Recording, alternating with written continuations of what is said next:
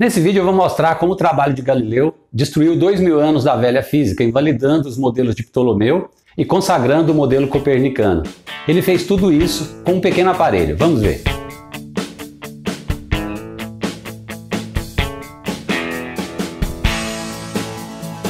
Olá pessoal, bem-vindo à Verve Científica. Eu sou Eudes e trago a cada semana explicações para os mais importantes conceitos científicos. Faço sempre que possível a associação entre esses conceitos e a nossa vida prática. Esse certamente é um canal onde você vai se tornar melhor a cada vídeo assistido. Para isso, clique nesse botão e entre na comunidade que tem Verve Científica. E clica também no sininho para que você possa receber notificação de conteúdo novo sempre que algo aparecer no canal.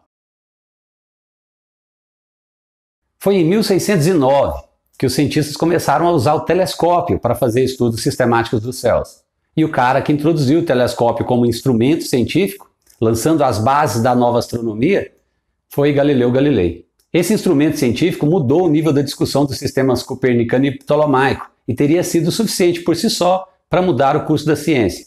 Mas outro desenvolvimento também de 1609 acelerou ainda mais a revolução. Johannes Kepler publicou a sua Astronomia Nova, que não apenas simplificou o sistema copernicano, mas também estabeleceu suas leis do movimento planetário.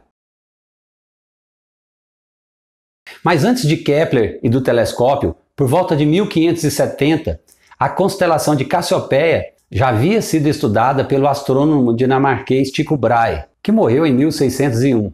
Esse cara foi a principal figura da astronomia que viveu no tempo entre Copérnico e Galileu. As observações de Brahe, feitas a olho nu, indicavam que mudanças podem ocorrer na região das estrelas fixas, independentemente do que Aristóteles ou qualquer um de seus seguidores tenham dito. Essas observações contribuíram para evidências cumulativas contra Aristóteles. Mas o golpe esmagador teve que aguardar a noite em que Galileu virou o telescópio para as estrelas. Galileu teve a experiência de contemplar os céus como eles realmente são. E onde quer que ele olhasse, encontrava evidências para apoiar o sistema copernicano. As xilogravuras que acompanham o texto de Galileu davam a ideia de como era a paisagem lunar vista através do telescópio. A característica que se destacou mais claramente nas fotografias e que impressionou fortemente Galileu foi o fato de que a superfície da Lua não é lisa nem uniforme e nem precisamente esférica, como se acreditava. É tipo de Galileu, como qualquer outro cientista moderno, que assim que ele encontrava qualquer tipo de fenômeno, ele queria medi-lo. É interessante saber que Galileu revelou que a Lua tem montanhas, assim como a Terra também tem. Mas o mais extraordinário é que ele foi além. Ele ainda pôde inferir a altura de algumas delas, e com boa precisão. Algo importante nessas observações de Galileu: a Terra não é única. Galileu mostrou que os antigos estavam errados em suas descrições da Lua. A Lua não é o corpo perfeito que eles imaginavam, mas se assemelha à Terra, que portanto não pode ser considerada única e, consequentemente, diferente de todos os objetos celestes. Como se não bastasse, suas observações da Lua mostraram que a Terra brilha, refletindo a luz do Sol. Saiba que no século XVI ainda era uma questão duvidosa se os planetas brilhavam com uma luz interna, como o Sol e as estrelas, ou se com uma luz refletida, como no caso da Lua. Galileu chamou a atenção para as diferenças entre a aparência dos planetas e das estrelas fixas, quando vistos no telescópio. Ele percebia os planetas com seus globos perfeitamente esféricos, muito bem definidos e completamente iluminados. Já as estrelas fixas nunca eram vistas como delimitadas por uma periferia circular, mas sim com um aspecto de labaredas, cujos raios vibram e cintilam bastante. Aqui estava a base de uma das grandes respostas de Galileu aos detratores de Copérnico. Claramente, as estrelas devem estar a enormes distâncias da Terra em comparação com os planetas. Isso porque o telescópio podia ampliar os planetas para fazê-los parecerem discos, mas não podia fazer o mesmo com as estrelas fixas.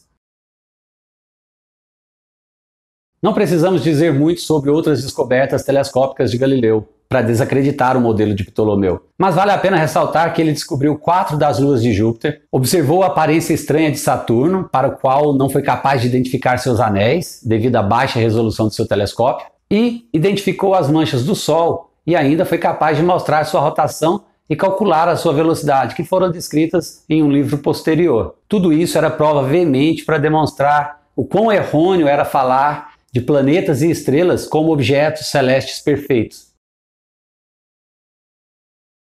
Antes de 1609, a suposição básica de que a Terra era meramente outro planeta havia sido tão contrária aos olhos da filosofia, da teologia e do senso comum que muito poucos homens teriam coragem de encarar as terríveis consequências do sistema heliostático. Mas depois de 1609, quando Galileu revelou ao mundo como era o universo, eles tiveram que aceitar o fato. Eles tiveram de aceitar que o telescópio mostrava que o mundo era não ptolomaico, era não aristotélico. A física aristotélica, como vimos no vídeo anterior, era baseada em dois postulados que não podiam suportar o ataque copernicano. Um era a imobilidade da Terra e outro era a distinção entre a física dos 4 elementos terrestres e a física do 5º elemento celeste. Portanto, podemos entender que depois de 1609, ficou cada vez mais claro que a velha física tinha de ser abandonada e uma nova física precisava ser estabelecida. Uma física adequada para a Terra em movimento, tal como exige o sistema copernicano. Galileu foi condenado por heresia devido às suas ideias e só foi absolvido pela Igreja Católica, da qual ele era membro fiel, em 1992. Acredite, 1992. O que vocês me dizem disso? Eu quero saber a opinião de vocês aqui na seção de comentários. E antes de sair do canal, clique aqui no botão no meio da tela e entre na Verve Científica. Abraço e até a próxima.